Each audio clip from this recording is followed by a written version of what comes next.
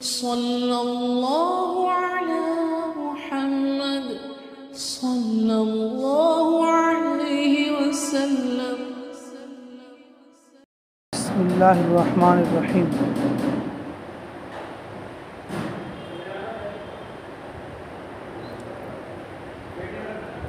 الحمد للہ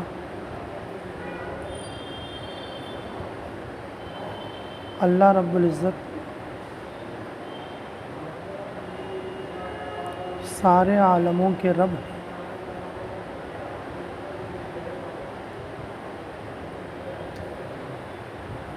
الحمد للہ رب العالمین. اللہ رب العزت سارے عالموں کے رب ہیں. الرحمن الرحیم. اللہ رب العزت بڑے مہربان نہایت رحم والے ہیں.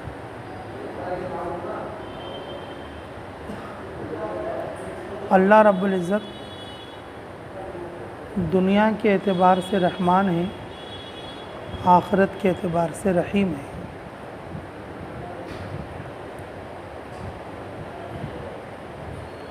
دنیا میں مومن کے لیے، کافر کے لیے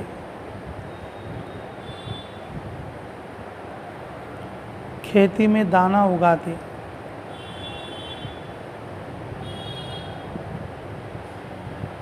مومن بھی سانس لیتا ہے، کافر بھی سانس لیتا ہے. اللہ تعالیٰ دونوں کو زندگی بخشتے ہیں.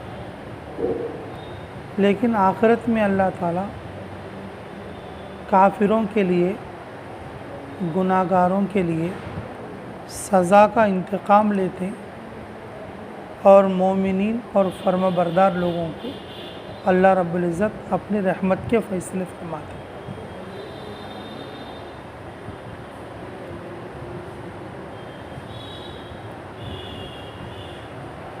دنیا کے بسنے والے سارے انسان اللہ کو پہچان لے، اللہ تعالیٰ کو جان لے، اس کی قدرت اور اس کی طاقت کو پہچانے.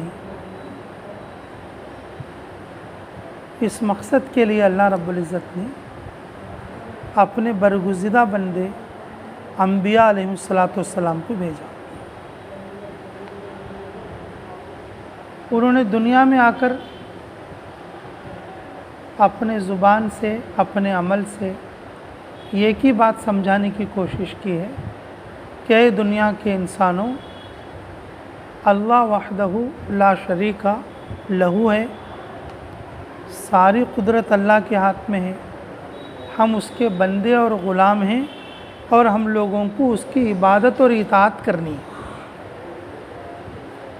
جن لوگوں نے بات کو مانا، اللہ رب العزت نے جن لوگوں نے بات کو مانا اللہ رب العزت نے ان کو دنیا میں آخرت میں کامیاب کیا، اور جنہوں نے بات نہیں مانا اللہ نے ان کو دنیا میں بھی خسارے میں رکھا، آخرت میں عذاب میں.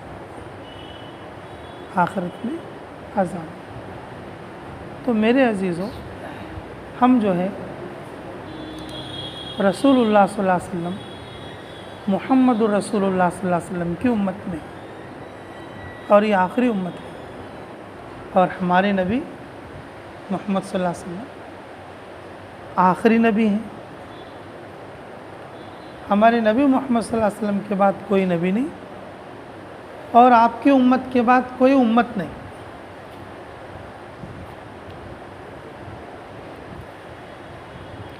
ہمارے نبی محمد صلی اللہ علیہ وسلم کے بعد کوئی نبی نہیں، اور ان کی امت یعنی کہ ہمارے بعد کوئی امت نہیں.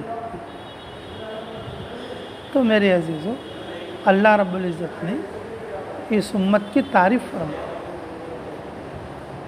اللہ رب العزت نے اس امت کی تعریف فرمایا کنتم خیر امت اخرجت للناس تأمرون بالمعروف وتنہون عن المنکر. وتؤمنون باللہ، اللہ نے ہماری تعریف فرمائی کہ تم بہترین امت ہو، تم بہترین امت ہو، اور تم لوگوں کو لوگوں کے نفع کے لیے بھیجا ہم نے۔ تمہارا نفع اس میں ہے کہ تم لوگوں کو نفع پہنچاؤ۔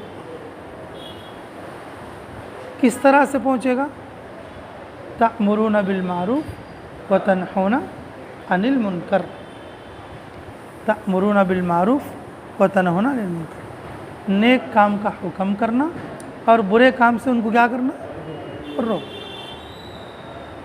یہ مقصد انبیاء علیہم الصلاۃ کا مقصد ہے، نبیوں کے دنیا میں بھیجے جانے کا مقصد ہے۔ اللہ رب العزت نے اس امت کی نسبت اس مقصد کی طرف کی کہ یہ امت بھی آخری امت ہے، یہ لوگوں کو نیکی کا حکم کرے گی، برائیوں سے روکنے کی کوشش کرے گی۔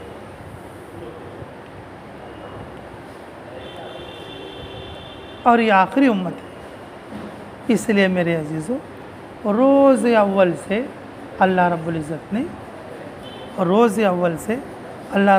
نے اس کو یہ ذمہ داری دی ہے۔ امت کی جو شروعات ہے، شروع سے ہی یہ لوگوں کو کیا کرنا؟ اللہ کی طرف بلانے کا کام کرنا، اور یہ قیامت تک چلے گا، اور یہ دعوت کی محنت ہے، یہ دعوت کی محنت ہے۔ اور دعوت کی محنت دو قسموں پر ہے۔ دعوت کی محنت کتنے قسموں پر ہے؟ دو قسموں پر ہے۔ ایک ہے دعوت اسلام کی، ایک ہے دعوت کس کی بولو؟ اسلام کی، اور ایک ہے دعوت ایمان کی۔ ایک ہے دعوت کس کی؟ ایمان کی۔ کافروں کے لیے، مشرکوں کے لیے اسلام کی دعوت ہے۔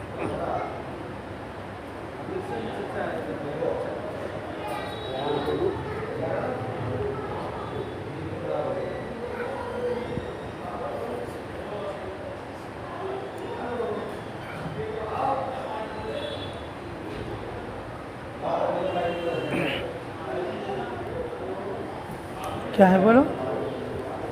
اللہم صلی وسلم دائما ابدا علی حبیبک خیر الخلق کلہم۔ ایک ہے دعوت اسلام کی، اور دوسری قسم ہے، ایک ہے دعوت ایمان کی۔ کافروں کے لیے، مشرکوں کے لیے ایمان کی دعوت ہے۔ کافروں کے لیے، مشرکوں کے لیے کس کی دعوت ہے؟ اسلام کی دعوت ہے، اور ایمان والوں کے لیے ایمان کی دعوت ہے۔ کیونکہ اللہ نے خود کہا ہے کہ کیا؟ یا ایھا الذین آمنوا آمنوا، اے ایمان والو ایمان لو۔ اس کی تشریح دوسری جگہ ہے، آمنوا کما آمن الناس، صحابہ جیسا ایمان لو۔ کیسا ایمان لو؟ صحابہ جیسا ایمان لو۔ اب بتاؤ، ایمان والوں کے لیے ایمان کی زیادتی کی دعوت، اور جو کافر مشرک ہیں ان کو اسلام کی دعوت۔ ان کو کس کی بولو؟ اسلام کی دعوت۔ تو میرے عزیزو، اس کام کے فضائل بہت بڑے ہیں، اس کام کے فضائل بہت بڑے ہیں۔ ہاں جی، اس کام کے فضائل بہت بڑے ہیں جی۔ فرمایا رسول اللہ صلی اللہ علیہ وسلم نے، غدوۃ فی سبیل اللہ او روحۃ خیر من الدنیا وما فیہا۔ اگر کوئی آدمی ایک صبح یا ایک شام اللہ کے راستے میں نکلے، دنیا اور دنیا کے اندر جتنی چیزیں ہیں وہ ساری چیزوں سے بہتر ہے۔ دنیا کے اندر جتنی چیزیں ہیں ان ساری چیزوں سے کیا ہے بولو؟ بہتر ہے۔ اب بتاؤ کہ جو آدمی خالی صبح اور شام کے لیے اللہ کے راستے میں خروج کرے، اللہ کے راستے میں نکلے، اور اس کے نکلنے کا مقصد اللہ کے دین کی اور اللہ کے دین کے کام کی اشاعت ہو، اللہ کے دین کو بلند کرنا ہو، اللہ کے دین کیا کرنا؟ بلند کرنا ہو۔ تو ایک صبح کے لیے نکلے یا ایک شام کے لیے نکلے تو کیا ہے اس کے لیے؟ دنیا اور دنیا کے اندر جتنی چیزیں ہیں وہ ساری چیزوں سے بہتر اجر، نیکی اللہ اس کو دے گا، اللہ رب العزت اس کو دے گا۔ تو پھر فرمایا رسول اللہ صلی اللہ علیہ وسلم نے دوسری جگہ اس کا مفہوم، یوم فی سبیل اللہ، یوم فی سبیل اللہ خیر من الف یوم، خیر من الف ایام فیما سوا، فیما سوا، ایک دن اللہ کے راستے میں نکلنا اس کے علاوہ کے 1000 دنوں سے بہتر ہے۔ اب بتائیں ایک دن نکلنا کتنے دن سے بہتر ہے؟ 1000 دنوں سے بہتر ہے، 1000 دنوں سے بہتر ہے۔ اب بتاؤ جی، اگر جو کوئی آدمی ایک دن نکلے 1000 دن کے برابر ہے، اگر کوئی 3 دن نکلے 3000، 40 دن نکلے تو کتنے دن ہو جائیں گے؟ 40,000 دن۔ اللہ نے اس محنت کی قیمت بڑی بتائی،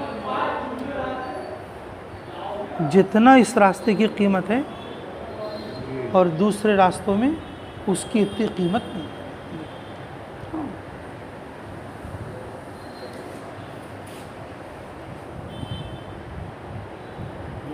عبداللہ ابن رواحہ رضی اللہ تعالیٰ ایک مرتبہ رسول اللہ صلی اللہ علیہ وسلم نے ایک سفر کے لیے طے کر دیا۔ کس کے لیے طے کر دیا؟ ایک سفر کے لیے طے کر دیا۔ وہ کیا سوچے؟ آج جمعہ کا دن ہے، میرے پاس سواری تیز ہے، میرے پاس سواری کیا ہے؟ تیز ہے، تو جب وہ جانے والے چلے جائیں گے تو میں جمعہ کی نماز رسول اللہ صلی اللہ علیہ وسلم کے پیچھے پڑھ کے کیا کروں گا؟ پھر میں تو میری تیز سواری کے ساتھ جا کے اور ان کو چھو لوں گا، میں ان کو ملا لوں گا۔ دیکھو نماز پڑھنے کے بعد رسول اللہ صلی اللہ علیہ وسلم سے ملاقات ہوئی، میں نے کہا رے تم تو صبح جانے کے لیے طے ہوئے تھے۔ یا رسول اللہ آپ کے پیچھے نماز پڑھنے کے لیے میں رک گیا، اگر میں جاتا تو واپس آتا یا نہ آتا اور کتنے دن لگتا، میرے پاس سواری تیز ہے اور میں جا کے ان کو چھو لوں گا رات سے پہلے۔ تو اس راستے کی قدر کس کی بولو؟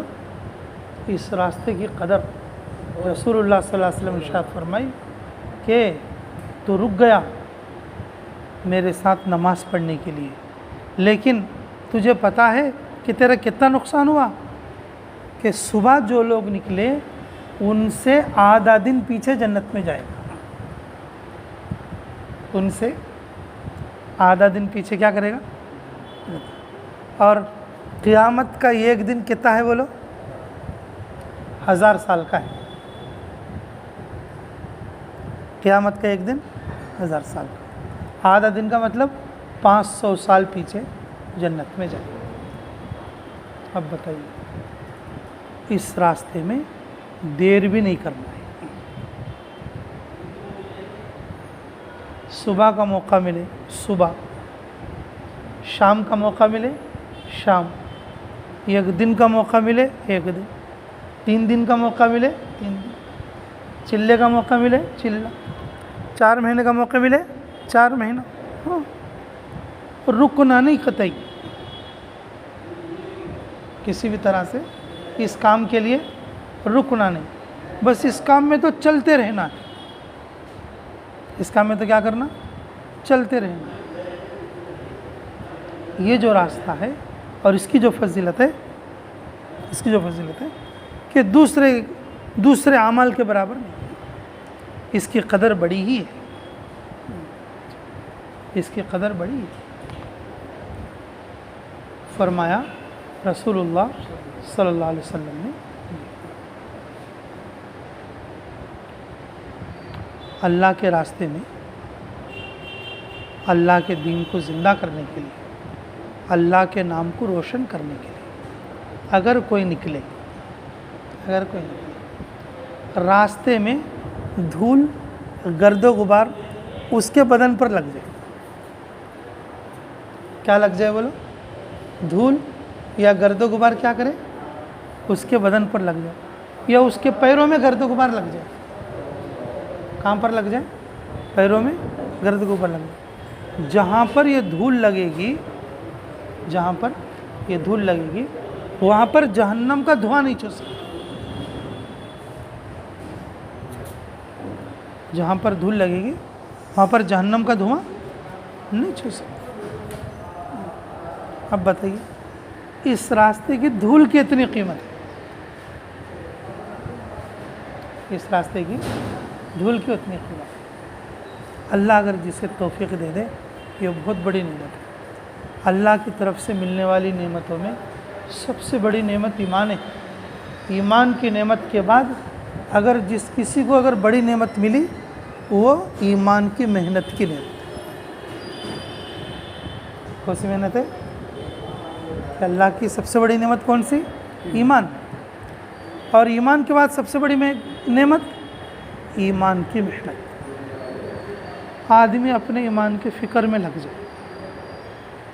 یہ جو فضیلتیں ہیں اللہ کے راستے کی، ان کا احتساب کرے، ان کا کیا کرے کہ کیا ملنے والا ہے اس پر، اس راستے پر کیا ملنے والا ہے، جی اس راستے پر کیا ملنے والا ہے۔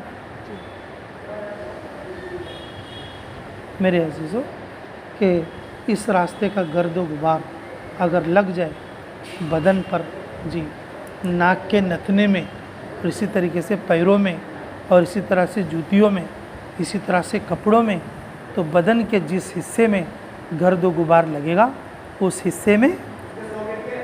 حصے میں جہنم کی آگ بلکہ جہنم کا دھواں بھی نہیں چل سکتا۔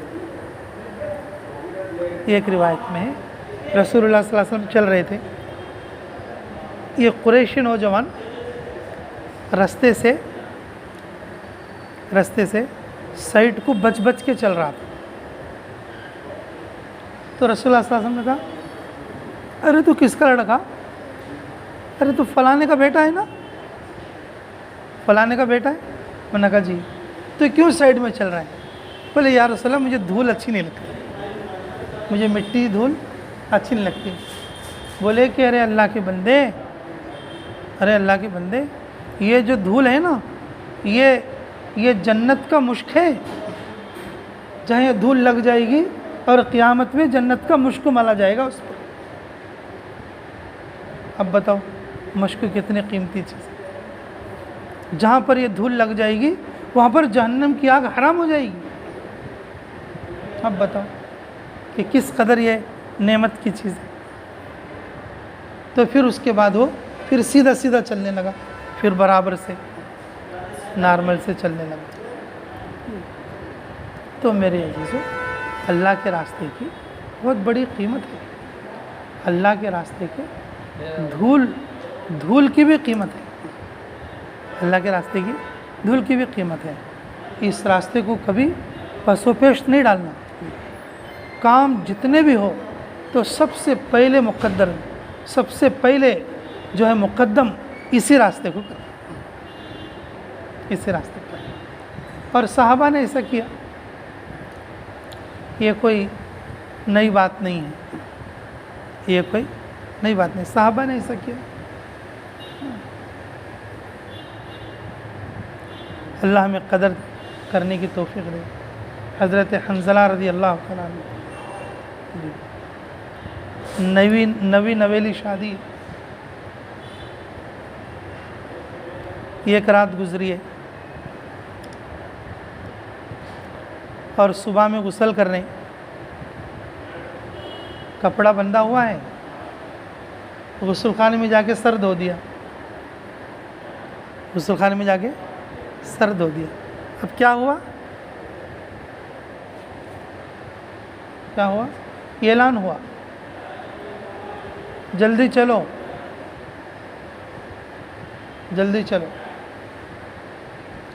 اللہ کے سپاہیوں کی ضرورت ہے، رسول اللہ صلی اللہ علیہ وسلم کی طرف سے اعلان ہے، جلدی چلو۔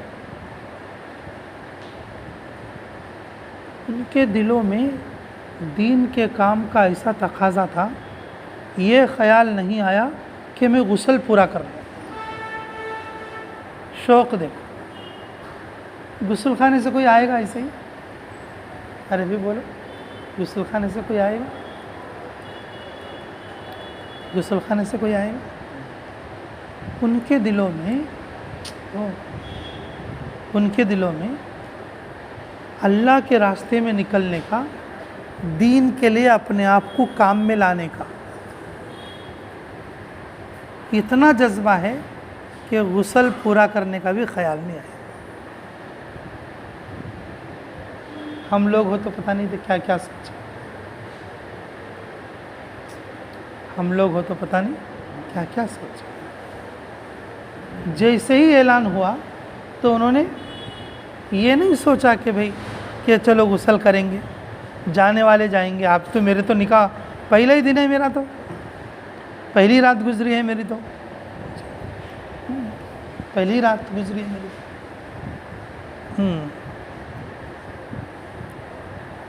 میرے عزیزوں نکل گئے اسی حال میں، لڑتے لڑتے شہید بھی ہو، لڑتے لڑتے کیا ہوگی بولو؟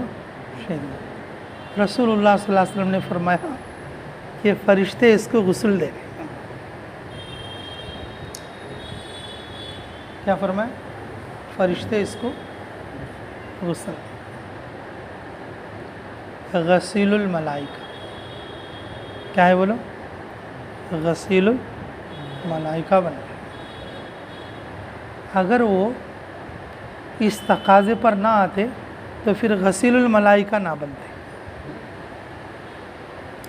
ان کے دل میں دین کی محنت کرنے کا ایسا جذبہ، ان کے دل میں دین کا کام کرنے کا ایسا شوق کہ ان کو یہ بھی خیال نہ رہا کہ میں غسل کر رہا ہوں، ان کو یہ بھی خیال نہیں رہا کہ میری پہلی رات ہی گزری ہے، ابھی میں نیا دولہا۔ اللہ کے دین کے لیے وہ سب کچھ کیا کرتے تھے بولو؟ قربان کرتے تھے۔ اللہ کے راستے میں نکلنے والوں کو ایسا ہی نکلنا چاہیے۔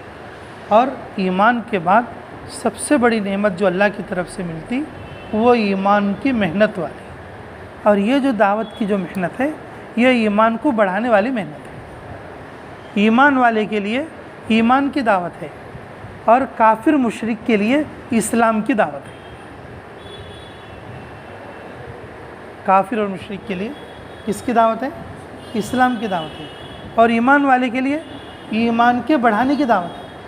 کیونکہ اللہ رب العزت نے ارشاد فرمایا یا ایھا الذین آمنوا آمنوا، یا ایھا الذین آمنوا آمنوا، اے ایمان والے ایمان لاؤ۔ تو کیسا ایمان لاؤ؟ کہ صحابہ جیسا ایمان لاؤ۔ کہ صحابہ نے کس طرح سے ایمان لایا؟ صحابہ نے کس طرح سے ایمان لایا؟ کہ انہوں نے اپنے آپ کو اللہ کے دین کے لیے قربان کر دیا۔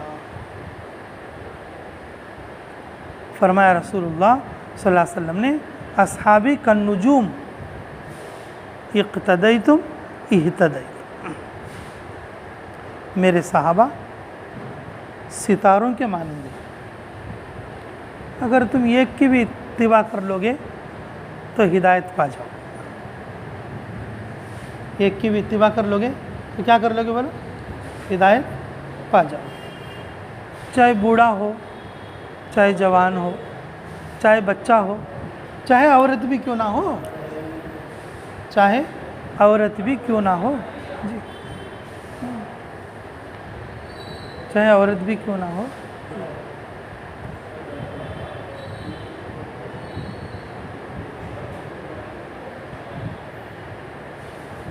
اللہ ہمیں قدر کی توفیق تشریف فرمائیں۔ میرے عزیزوں، ابو ایوب انصاری رضی اللہ تعالیٰ عنہ، ابھی ہمارا سفر تھا مدینہ منورہ کا، تو ان کے گھر کے پاس بھی گئے تھے۔ جو ساتھی ہمیں لے جا رہے تھے مدراس کے، تو انہوں نے بتایا کہ رسول اللہ صلی اللہ علیہ وسلم کی اونٹنی یہ مقام پر بیٹھی تھی، اور یہ جو سامنے والا ابو ایوب انصاری رضی اللہ عنہ کا گھر ہے، اور آج بھی ان کے وارثین وہ گھر میں رہتے۔ کتنے سال ہو گئے؟ 1400 سال، 1450 سال۔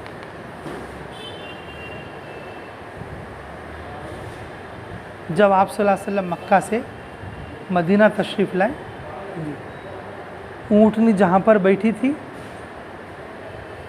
جو اونٹنی جہاں پر بیٹھی تھی وہ ابو ایوب انصاری رضی اللہ عنہ کے گھر کے سامنے بیٹھی تھی، اور وہ جگہ کو چار کونی کر کے، دیوار کی باؤنڈری کر کے، اس کے اوپر تھوڑا نقشہ سا اور قبہ سا بنا رکھا ہے۔ لوگ آج بھی جا کے وہ جگہ پہ بیٹھ کر آتے، آگے بیٹھ کر آتے۔ تو ہمارے لیے انہوں نے بیچاروں نے بتایا کہ یہ دیکھو، یہ اونٹ کے بیٹھنے کی جگہ ہے، اور یہ سامنے والا گھر ابو ایوب انصاری رضی اللہ عنہ کے، آج بھی ان کے وارثین رہتے ہیں۔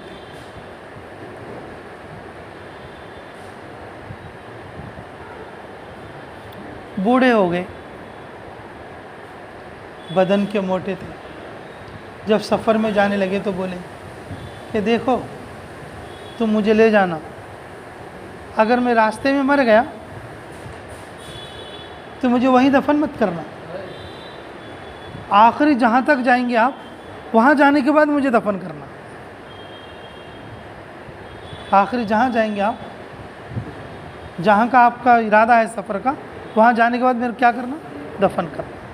اللہ تعالیٰ مجھے پوچھے اے ایوب میرے لیے کیا لائے ہو، تو میں کہوں گا کہ اے اللہ میں کچھ بڑی نیکی تو نہیں کیا، لیکن میں جب زندہ تھا تو تیرے راستے میں چلا، یہاں تک کہ میری لاش بھی تیرے راستے میں چلی۔ صحابہ اکرام کے اللہ کے راستے میں نکلنے کے ایسے جذبے، میرے عزیزوں ہمارے جذبے کم ہو۔ جب اس امت کی تعریف کرتے ہوئے اللہ نے فرمایا کنتم خیر امت اخرجت للناس، کہ تم نکالے گئے ہو کس کے لیے؟ جی لوگوں کے نفع رسانے کے لیے، کہ ہمیں اس کا مطلب ہی نہیں سمجھ میں آیا۔ ہم نے یہ سمجھا کہ ہم اپنی بیوی بچوں کے لیے پیدا کیے گئے، اور ہمیں یہ سمجھ میں آ گیا کہ بس گھر دار دیکھنا ہماری ذمہ داری ہے، ہمیں یہ سمجھ میں آیا کہ اپنی دکان اپنا کاروبار سنبھالنا میری ذمہ داری ہے، یہ سمجھ میں آیا ہمیں کیا سمجھ میں آیا کہ بس اپنی کام دیکھ لینا، اپنا کام دھندا دیکھ لینا۔ نہیں میرے عزیزو، ہم محمد صلی اللہ علیہ وسلم کی امت میں، اور اس امت کا فریضہ ہے، یہ امت محمد صلی اللہ علیہ وسلم کی امت ہے، یہ امت کا فریضہ ہے۔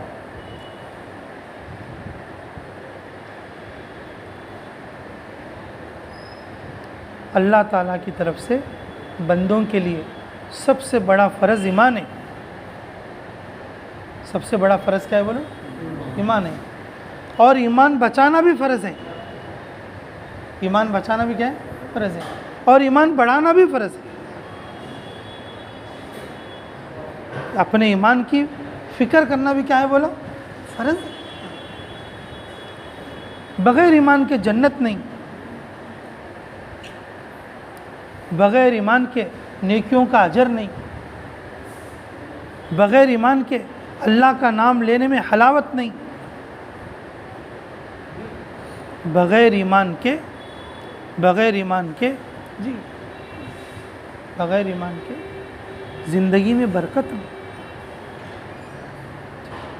آدمی صرف مقدر پہ باقی رہے گا، برکت تو ایمان والوں کو ملے گی۔ برکت تو کسی ملے گی بولو؟ ایمان والوں کو ملے گا۔ اللہ تعالیٰ کی طرف سے سب سے بڑا فریضہ ایمان ہے۔ صحابہ اکرام میں سے کہ بڑوں نے بھی اور بچوں نے بھی، عورتوں نے بھی اللہ کے راستے میں نکلنے کے ایسے مظاہرے کیے کہ جس کی کوئی مثال نہیں۔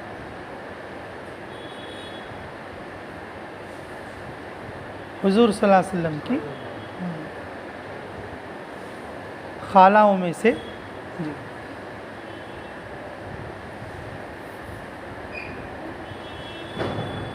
جن کا نام مجھے یاد نہیں آ رہا اس وقت میں،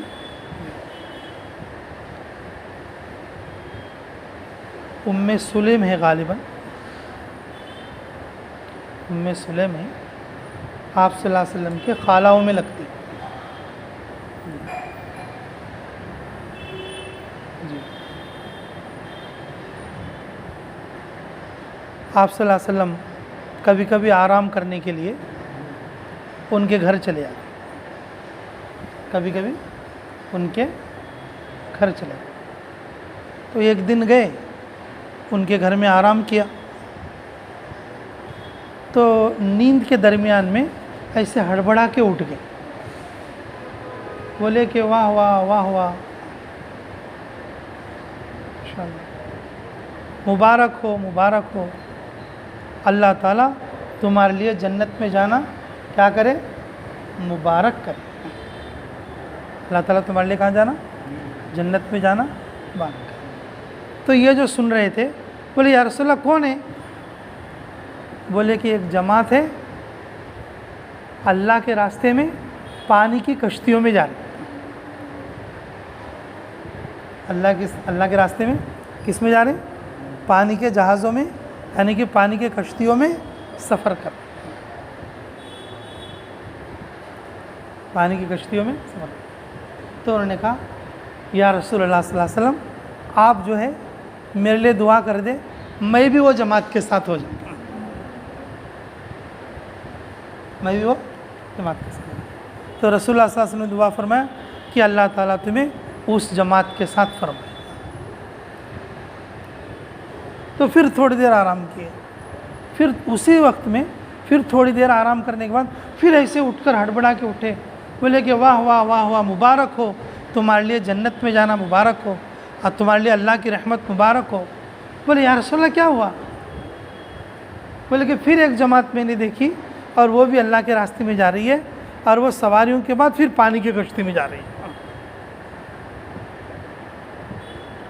تو انہوں نے کہا یا رسول اللہ میرے لیے دعا کر دو، میں بھی اس جماعت میں ہو جاؤں۔ تو رسول اللہ صلی اللہ علیہ وسلم نے فرمایا نہیں نہیں، تم تو وہ پہلی والی جماعت میں ہو۔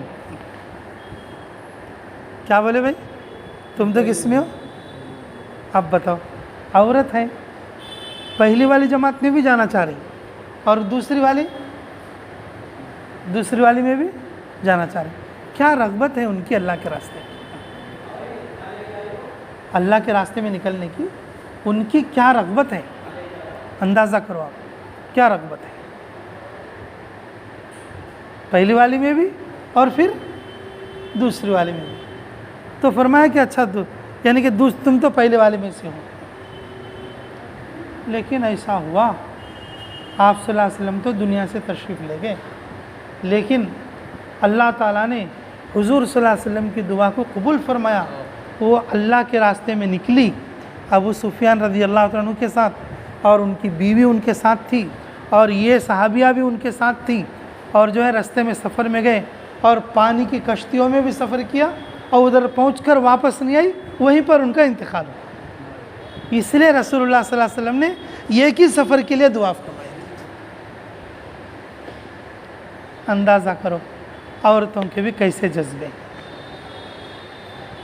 عورتوں کے بھی کیسے جذبے ہیں اللہ کے راستے میں نکلے۔ میرے عزیزو، فرمایا رسول اللہ صلی اللہ علیہ وسلم نے اصحابی کالنجوم اقتدیتم اقتدیتم میرے صحابہ ستاروں کے مانند ہیں، اگر تم کسی کی بھی اتباع کر لو گے تو کہاں جاؤ گے؟ جنت میں جاؤ گے، ایک کی بھی اتباع کر لو گے ہدایت پا جاؤ گے۔ تو میرے عزیزو، اللہ رب العزت نے ایمان کے بعد جو کسی ایمان والے کو جو بڑی نعمت ملے گی، جو وہ نعمت ایمان کی محنت والی نعمت ہے۔ پہلے ہی دن سے صحابہ رضی اللہ عنہ اجمعین کو رسول اللہ صلی اللہ علیہ وسلم نے ایمان کی محنت پر لگایا۔ ہر صحابی ایمان کی فکر کے ساتھ تھے۔ صحابہ کو بیچ بیچ میں اس بات کا خیال آتا تھا کہ کہیں میں منافق تو نہیں ہو گیا۔ ہم ایمان والے تو ہیں میرے عزیزوں، ہمیں ایمان کا فکر نہیں۔ اگر تم کہو کہ نہیں جی ہمیں ایمان کا فکر ہے، تم ایسا کیسا کہتے ہو کہ ہمیں ایمان کی فکر نہیں ہے؟ ارے بھائی، اگر ایمان کی فکر ہوتی تو ہم بھی تھوڑی بہت ایمان کی محنت کرتے، کبھی صبح کو کرتے، کبھی شام کو کرتے، کبھی 1 دن کی کرتے، کبھی 3 دن کی کرتے۔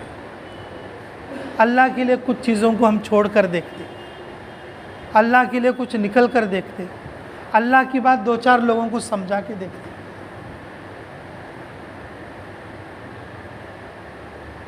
بھائی دیکھو، ایک بات اچھی طرح سے یاد رکھ لو، ہم نماز پڑھیں گے، کیا پڑھیں گے؟ نماز پڑھیں گے، روزہ رکھیں گے، تسبیح پڑھیں گے، قرآن پڑھیں گے، ہاں جی، ہم دین کے سارے اعمال کریں گے، اچھے دیندار بنیں گے۔ کیا بنیں گے بولو؟ اچھے دیندار بنیں گے، لیکن دین کی مدد کرنے والے نہیں بنیں گے۔ کیا نہیں بنیں گے بولو؟ دین کے مددگار نہیں بنیں گے۔ نماز پڑھیں گے، روزہ رکھیں گے، زکوٰۃ دیں گے، حج کریں گے، تسبیح پڑھیں گے، قرآن پڑھیں گے، اچھے دیندار بنیں گے، لیکن دین کی مدد کرنے والے نہیں بنیں گے۔ دین کی مدد کرنے کے لیے کیا کرنا پڑے گا بولو؟ دوسروں کو دیندار بنانے کی محنت کرنی پڑے گی۔ کیا کرنی پڑے گی؟ دوسروں کو دیندار بنانے کی کیا کرنی پڑے گی؟ محنت کرنی پڑے گی۔ اور ہمیں تو ابھی اپنے گھر کی بھی فکر نہیں آئی، میری بیوی دیندار بن جائے، میرے بچے دیندار بن جائے، میرے باپ دیندار بن جائے، اور میری ماں دیندار بن جائے، میری بہن دیندار بن جائے۔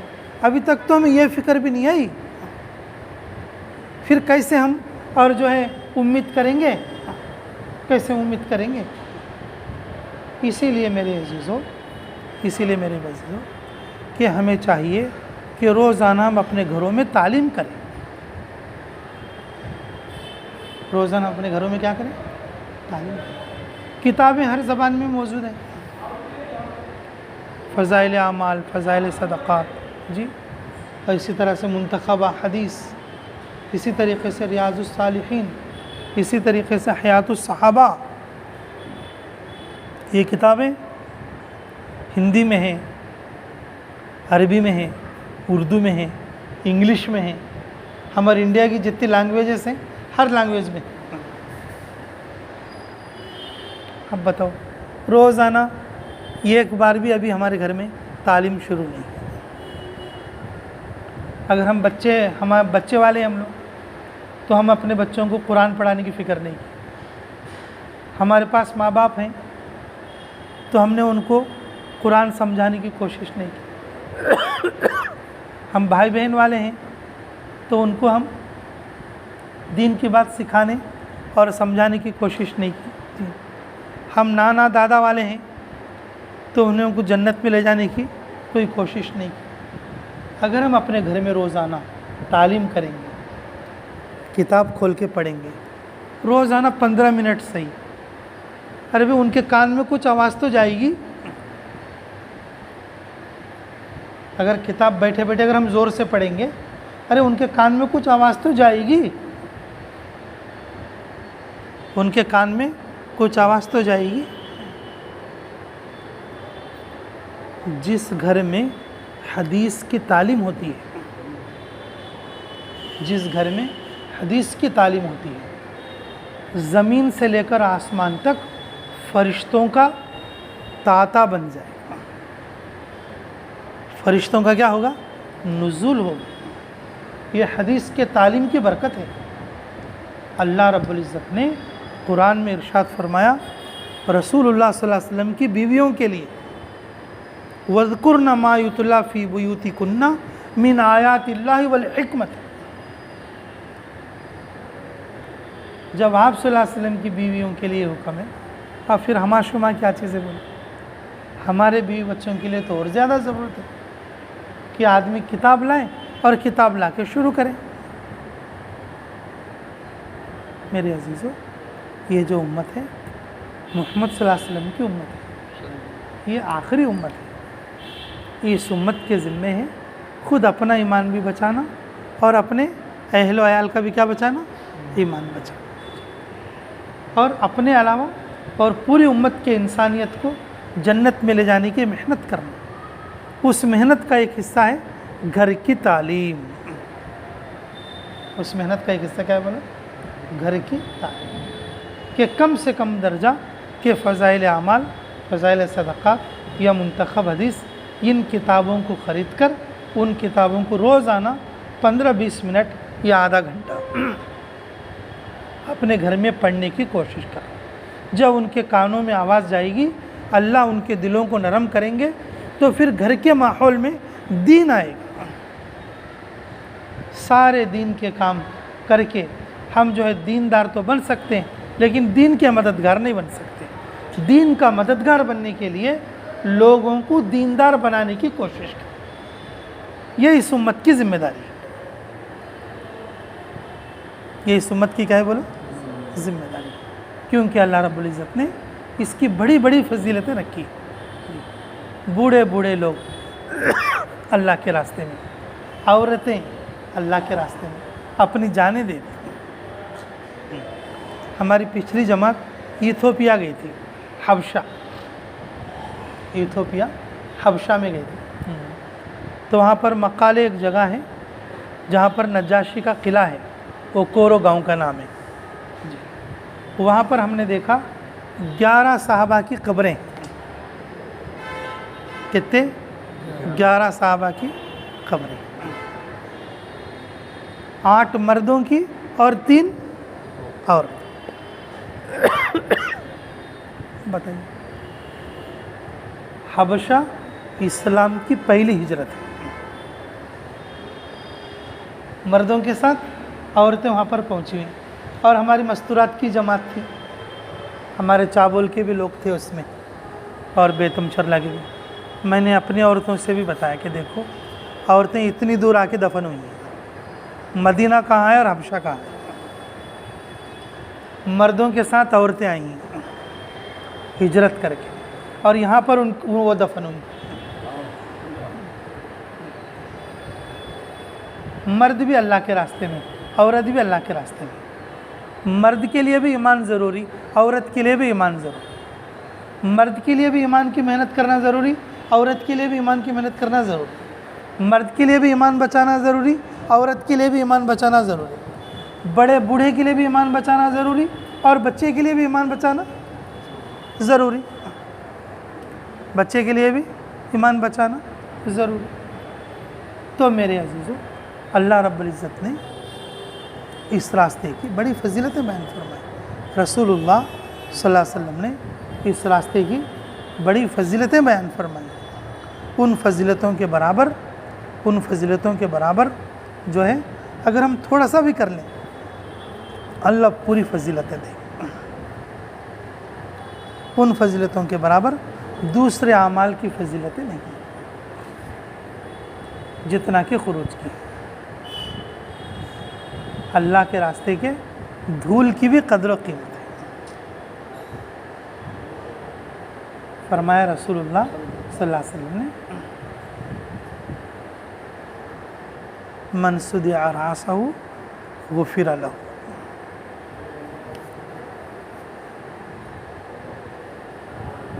اگر کسی کا اللہ کے راستے میں سر دکھا، اس کے پورے گناہ معاف کر کے اس کی مغفرت کر دی جائے، اس کے لیے کیا ہو جائے گا؟ جنت کیا ہو جائے گی؟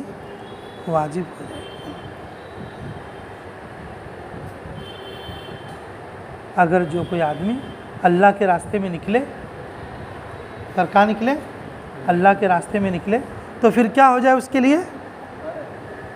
اللہ کے راستے میں نکلے تو پھر وہ اس کا سر دکھے، اس کا کیا دکھے؟ سر دکھے۔ اللہ تعالیٰ کیا کریں گے؟ اس کے پچھلے سارے گناہ معاف کر وہ پھر۔ اب بتائیے اس راستے کی کتنی قیمت ہے؟ جیسے میں نے پہلے بتایا کہ اگر صبح اور شام نکلیں گے دنیا اور دنیا کی ساری چیزوں سے بہتر ہے، ایک دن نکلیں گے 1000 دن سے زیادہ بہتر ہے۔ اس راستے کی دھول مشکل سے زیادہ قدر و قیمت ہے۔ جسے اس راستے کی دھول لگ جائے گی وہ جہنم سے بچ جائے گا۔ اگر جس کو اللہ کے راستے میں سر دکھا اس کے پچھلے سارے گناہ معاف فرما کر اور جنت میں بھیج دیا جائے گا۔ کہ اگر مرد چلے گیا اللہ کے راستے میں تو وہ غسیل الملائکہ بن گیا، عورت چلے گی اللہ کے راستے میں اور وہ اللہ کی رحمت کے سائے میں چلے گی۔ اگر جو کوئی بچہ چلا گیا اللہ کے راستے میں وہ اللہ کا جوان بن گیا، اللہ کے تیروں میں سے تیر بن گیا۔ اگر کوئی بوڑھا چلا گیا اللہ کے راستے میں تو وہ اللہ کی رحمت کے سائے میں چلا گیا۔ صحابہ اکرام کا کون سا حصہ ایسا تھا جو اللہ کے راستے کو نہیں جاتا تھا؟ رسول اللہ صلی اللہ علیہ وسلم نے اپنے صحابہ پر ایسی محنت کیے تھے کہ ہر صحابی ایمان کی فکر کرتا تھا۔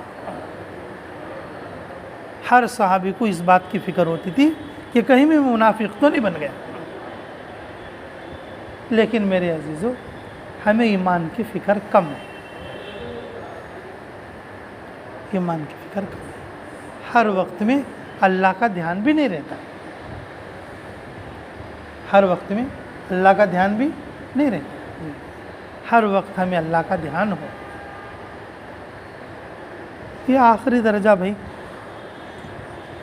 پوری نماز میں اللہ کا دھیان آ جائے۔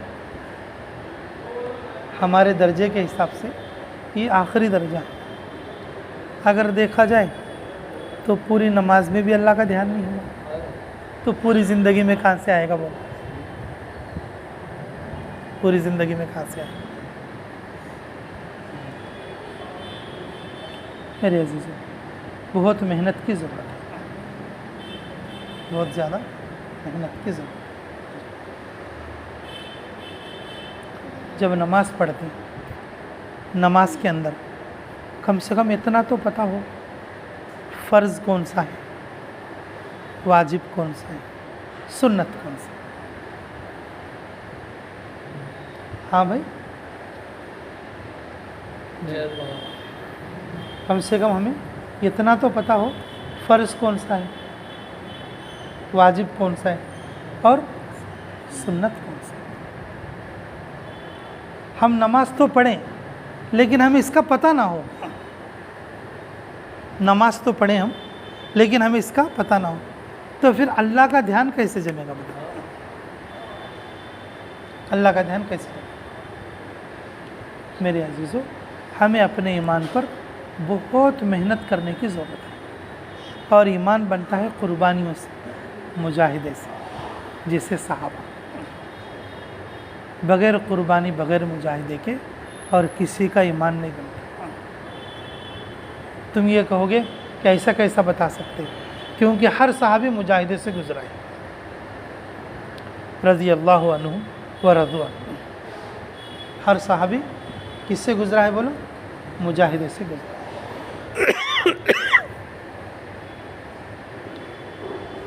ہر صحابی مجاہدے سے گزرا ہے اور اپنی ایمان کی فکر پر گزرا ہے، مجاہدے پر گزرا ہے اور اپنے ایمان کی فکر پر گزرا ہے۔ تو ہم لوگوں کو اپنے ایمان کا فکر ہونا چاہیے، ہم لوگوں کو اپنے ایمان کا کیا ہونا چاہیے؟ فکر ہونا چاہیے.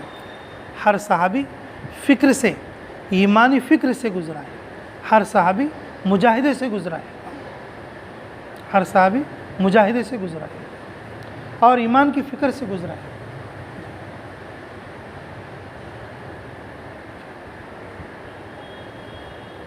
اور ہمیں بھی اپنے ایمان کا فکر ہونا چاہیے.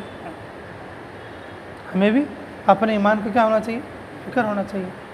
تو ایمان کی ایک حلاوت یہ ہے کہ 24 گھنٹہ اس کو اللہ کا دھیان رہے. آخری درجہ میں یہ کہہ رہا ہوں کہ کم سے کم نماز کے شروع سے لے کر نماز کے آخر تک اللہ کا دھیان رہے.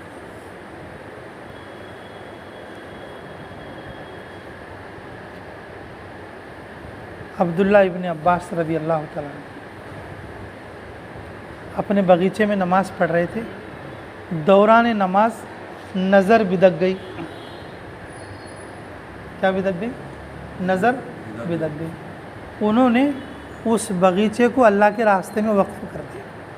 یا رسول اللہ، اس بغیچے کی وجہ سے میری نماز میں خلل آیا، میں اس کو اللہ کے راستے میں دیتا ہوں. کس میں دیتا ہوں؟ اللہ کے راستے میں دیتا ہوں. ابھی اسی سفر میں جب ہم مدینہ منورہ میں تھے، اس بغیچے کو بھی دیکھ کر آئے ہوں گے. اس بغیچے بیرحہ نام تھا اس کا. مدینے والوں نے بتایا کہ یہ بغیچہ ہے بیرحہ، یہ پورا بیرحہ ہے. اللہ نے موقع بھی دیا ہمیں. ابھی 10 دن ہوئے ہمیں ادھر سے آ کے، بس مدینے سے ڈائریکٹ ادھر ہی آ گئے. نماز میں خلل آ گیا تو کیا کر دیا کہ جو ان کو پسندیدہ بغیچہ تھا اس کو اللہ کے راستے میں وقف کر دیا. ہماری پوری زندگی اللہ کے دھیان والی نہیں ہے. ہماری پوری زندگی اللہ کی دھیان والی بن جائے، اس کی ہم محنت بھی نہیں کر رہے. آخری درجہ کہ پوری نماز کے اندر دھیان آ جائے، ہمیں اگر اس کی بھی کوشش نہ کریں تو پھر ہم کیسے ایمان والے بنیں گے؟ اللہ تعالی نے تو ہمیں دعوت دی ہے ایمان کی. یا ایھا الذین آمنوا آمنوا، تو پھر ہم اس کو کیا پورا کریں گے؟ میرے عزیزو، ہر صحابی مجاہدے سے گزرا ہے. وہ اللہ کے دھیان والے لوگ تھے اور ان کی نماز پکی تھی. اور ہمیں یہ بھی یاد نہیں ہے کہ نماز کے فرائض کتنے، نماز کے واجبات کتنے اور نماز میں کتنی سنتیں. تو پھر اللہ کا دھیان کیا آئے گا بھائی؟ جب نماز میں ہی دھیان نہ ہو تو پھر زندگی کے پورے 24 گھنٹے میں اللہ کا دھیان کیسے آئے گا؟ اس لیے بھائی محنت کی ضرورت ہے. دیکھنے میں یہ جو اعمال ہیں، اعمال دعوت مختصر نظر آتے اور ایسا لگتا کہ بھئی ان اعمال میں کیا ہے، ایسا لگتا. میرے عزیزو، یہ وہی اعمال ہیں جن کو صحابہ اکرام نے کیا تو اللہ نے ان کو رضی اللہ عنہم بنا.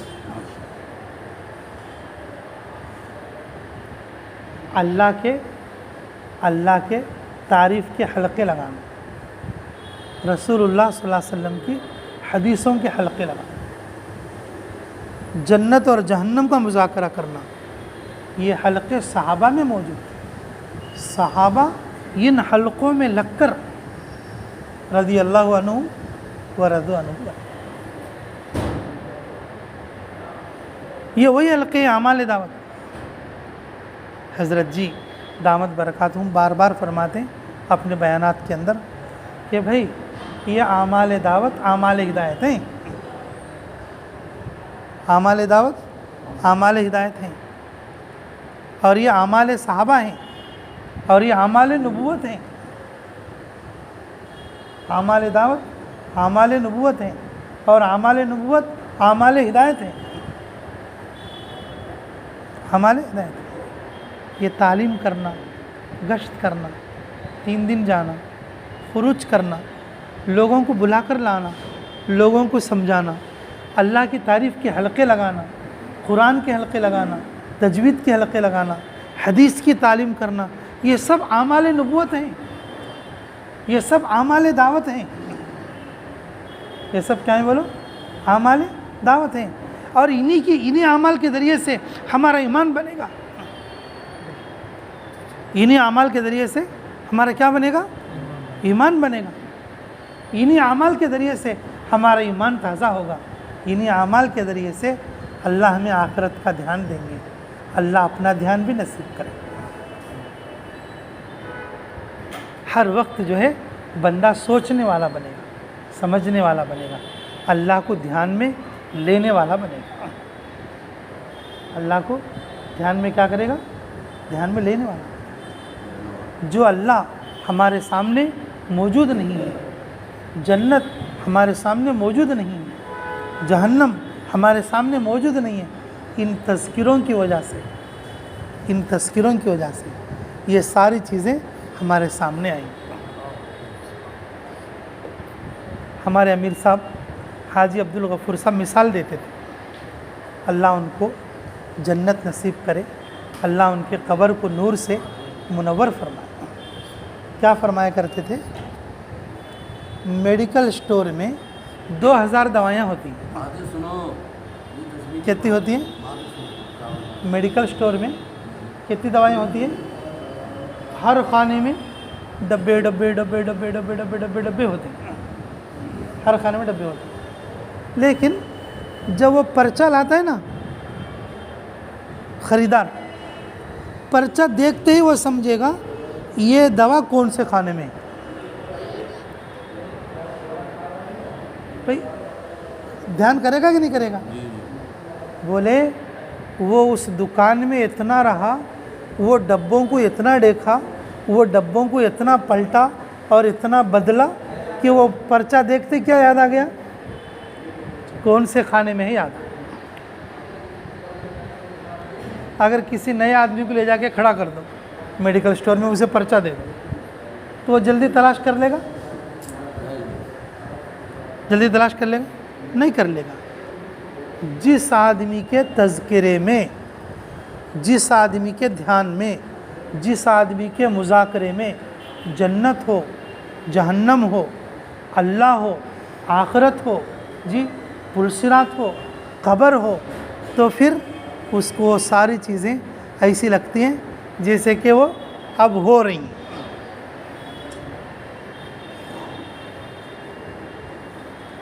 ایک صحابی رسول صلی اللہ علیہ وسلم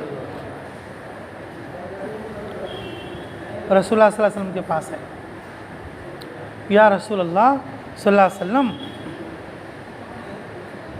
میں تو منافق ہو گیا. کیا ہو گیا؟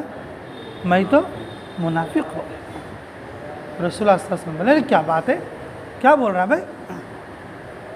کیا بات ہوگی؟ یا رسول اللہ, جب ہم آپ کے سامنے ہوتے ہیں, آپ کی مجلس میں ہوتے ہیں, تو ہمیں ایسا لگتا ہے جیسا کہ ہم جنت میں, ایسا لگتا ہے جیسا کہ ہمیں آخرت یاد ہے.